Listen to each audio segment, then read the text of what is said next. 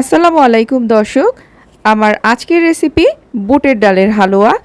আর এই রেসিপিটি কিন্তু আমরা সবসময় সচরাচর শবে বরাতে তৈরি করে থাকি। আপনারা যে কোনো সময়ই কিন্তু এই বরফিটি বানিয়ে খেতে পারবেন। আর আমি একদম এক ফোঁটাও ঘি না দিয়ে ঘিয়ের স্বাদ কীভাবে আনা যায় সেই ট্রিক্সটা আপনাদেরকে করে দেখাবো। তো চলুন কথা না বাড়িয়ে রেসিপিটি শুরু করা যাক। প্রথমেই আমি 1 কাপ পরিমাণ এই মেজারমেন্ট কাপের ছোলার ডাল নিয়ে নিয়েছি। অবশ্যই আপনারা চেষ্টা করবেন এখানে ছোলার ডালটাই ব্যবহার করার জন্য। তো এটাকে প্রথমে আমি একটি পাত্রে ঢেলে নিব। আর এখানে আমি অ্যাড করে দিব এর 3-4 গুণ বেশি পানি। আপনি পর্যাপ্ত পরিমাণ পানি দিতে পারেন, এই পানির কোনো মাপ নেই এখানে। তো এটাকে ভিজিয়ে রাখবো 5 ঘন্টা। তো আমরা এখন এটাকে রেস্টে রেখে দিচ্ছি 5 ঘন্টা। এই যে দেখুন 5 ঘন্টা পরে কিন্তু এটা ফুলে একদম ডাবলের বেশি বড় বড় হয়ে গেছে এবং আঙ্গুল দিয়ে চাপ দিয়ে দেখতে পারেন এটা সহজেই কিন্তু ভেঙে যাবে। তার মানে এটা পুরোপুরিভাবে এটা ভিজে গিয়েছে। তো এ পর্যায়ে আমি এই কড়াইটির ভিতরে এই সবগুলো ছোলার ডালের গুলো দিয়ে দিব আর সাথে কিছু গরম মশলা, এখানে 3টা এলাচ আর 2 টুকরো আমি দারুচিনি দিয়েছি। চাইলে আপনারা তেজপাতাটাও দিতে পারেন। আর যেহেতু এখানে 1 কাপ পরিমাণ বুটের ডাল, সেই পরিমাণ বুঝে আমি 3 কাপ পরিমাণ এখানে পানি অ্যাড করেছি। আপনারা চাইলে এখানে পর্যায়ে দুধও দিতে পারেন। তো ঢাকনা দিয়ে আমি এটাকে সিদ্ধ করে নেব যতক্ষণ না এটা সেদ্ধ হয়ে আসছে। তো আমি এখানে সামান্য পরিমাণ একটু লবণ দিয়ে দিলাম যাতে এই ডালগুলো খুব তাড়াতাড়ি সেদ্ধ হয়। তো আমি এখানে সেদ্ধ হতে দিয়েছি, মাঝখানে আমি এসে একটু ভালো মতো একটু নেড়ে চেড়ে দিচ্ছি। আর পানিটা দেখুন কিন্তু অনেকটাই শুকিয়ে আসছে। তা আমি এই স্প্যাচুলার ভিতরে একটু টিপ দিয়ে দেখলাম যেটা সেদ্ধ হয়ে গেছে কিনা। হ্যাঁ, একদম পুরোপুরি সেদ্ধ হয়ে গেছে। এই পর্যায়ে আমি চুলোটাকে বন্ধ করে দিচ্ছি। আর এখানে যে আস্ত মশলাগুলো ছিল এগুলোকে আমি উঠিয়ে ফেলে দিচ্ছি। এটা ঠান্ডা হয়ে এলে একটা ব্লেন্ডার জগের ভিতরে আমি নিয়ে নিচ্ছি এবং এটাকে ব্লেন্ড করার জন্য আমি এখানে অনেকটা দুধ নিয়ে নিয়েছি। আমার যতটুকু পরিমাণ লাগবে এটাকে মিশিয়ে মিশিয়ে আমি ব্লেন্ড করব আমার সুবিধার্থে। ঠিক এরকম একটা স্মুথ আপনাদের ব্যাটার তৈরি করে নিতে হবে, একদম স্মুথ। ঠিক এইরকম দেখুন বুটের ডালগুলো আমার ব্লেন্ডার করা হয়ে গেছে। আমি অন্য পাশে একটা ভারী তলাযুক্ত নন স্টিক হাঁড়ির ভিতরে 1/2 কাপ পরিমাণ বাটার দিয়ে দিচ্ছি। আমি প্রথমেই বলেছিলাম আজকে এই হালুয়াতে আমি কোনো পরিমাণ ঘি ব্যবহার করব না, আমি বাটার দিয়েই পুরো রান্নাটা করব। তো এখানে দেখুন আমি কিন্তু দিয়ে দিয়েছি। আর প্রথম অবস্থায় কিন্তু এখানে বাটারটা একটু বেশি মনে হচ্ছে, কিন্তু পরে কিন্তু এটা অ্যাডজাস্ট হয়ে যাবে। তো এখন আর কি, এখন আগে অনবরত নাড়তে হবে। নাড়তে নাড়তে এক পর্যায়ে আমি এখানে 1 কাপ পরিমাণ চিনি মিশিয়ে দিব। তবে আমি 2 বারে এই চিনিটা মেশাবো, কারণ প্রথমবারেই যদি আপনি চিনিটা মেশাতে যান তাহলে কিন্তু বেশি এটা নরম হয়ে যেতে পারে।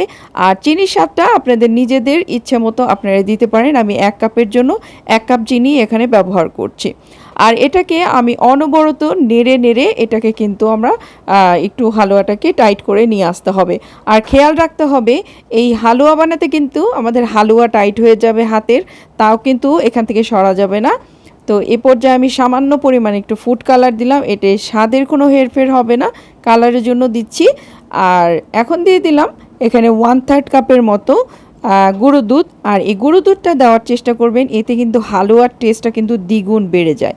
তো আমি স্প্যাচুলাটা চেঞ্জ করে এটাকে ভালো মতো মিক্স করে নিচ্ছি, কারণ দুধের এই দলা দলা থাকলে কিন্তু এটা ভালো লাগবে না। তাই আমি পুরোপুরিভাবে এটা স্মুথ করে ভালো করে নেড়ে নিচ্ছি। তো নাড়তে নাড়তে দেখবেন এক পর্যায়ে আপনাদের কিন্তু এই হালুয়াটা একটু টাইট হয়ে আসবে। ঠিক এই পর্যায়ে দেখুন কতটাই ঘন হয়ে আসছে। আর আপনারা যদি একদম নরম হালুয়া পছন্দ করেন খাওয়ার জন্য, তবে এই পর্যায়ে কিন্তু আপনারা নামিয়ে নিতে পারেন। তো আমি এটাকে যেহেতু বরফি তৈরি করব সেজন্য একটু আরও টাইট করে নিতে হবে। আর এই পর্যায়ে আমি দিয়ে দিলাম আরও 1 টেবিল চামচ পরিমাণ বাটার আর সাথে অল্প সামান্য পরিমাণ এলাচের গুঁড়ো। নামানোর আগে আপনারা যদি বাটার আর এলাচের গুঁড়োটা দেন তাহলে কিন্তু ফ্লেভারটা খুবই ভালো আসে আর খেতে খুব মজা লাগে। তো এ পর্যায়ে আমার এটা কিন্তু অনেকটাই হয়ে এসেছে এবং প্যানের গা ছেড়ে ছেড়ে আসতেছে। তো আমি একটু টাইট করে নিব যাতে এটা অনেক দিন রেখে খাওয়া যায়। দেখুন একদম কিন্তু আমার এই হালুয়াটা রেডি হয়ে গেছে।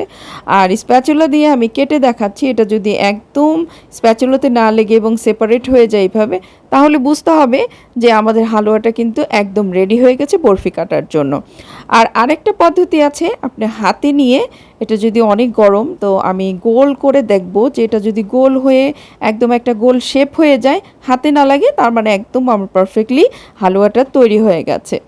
অন্য পাশে আমি একটা ট্রের ভিতরে ভালো মতো একটু ঘি বা বাটার ইউজ করে আপনাকে স্প্রেড করে নিলাম।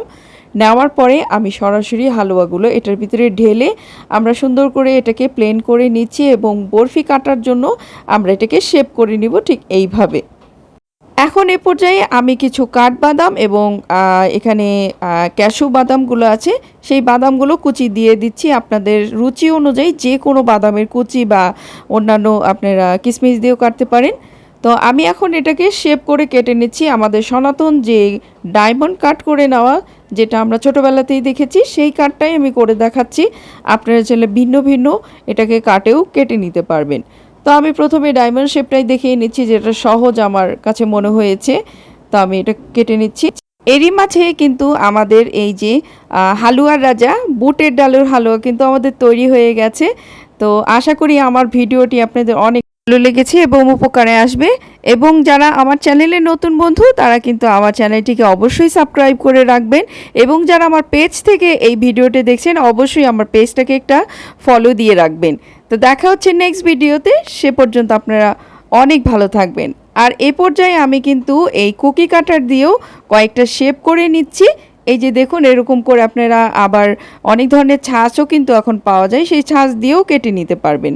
তো সহজেই তৈরি হয়ে গেল আমাদের মজাদার বুটের ডালের হালুয়া। তো দেখা হচ্ছে নেক্সট ভিডিওতে, সে পর্যন্ত আল্লাহ আমাদের সবাইকে ভালো রাখুন। আল্লাহ হাফিজ।